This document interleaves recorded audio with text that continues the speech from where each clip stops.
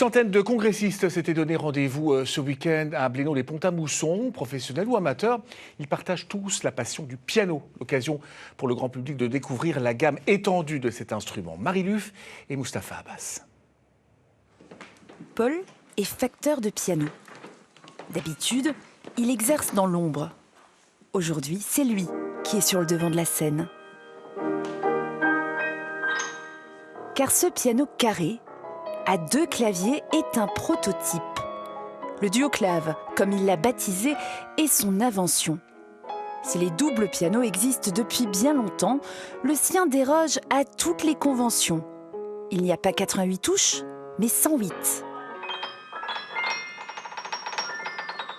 Et 5 pédales, au lieu des 3 habituelles.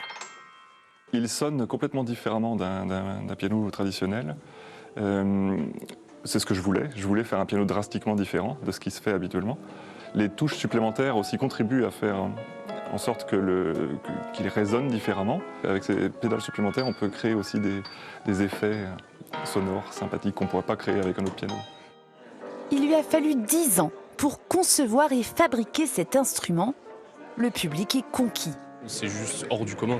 Cet homme n'est pas humain, j'irais jusqu'à dire ça. Il y a un mot français pour dire ce qu'on vient d'entendre, c'est inouï. Pour l'organisateur du congrès, ce concert est le point d'orgue de la manifestation.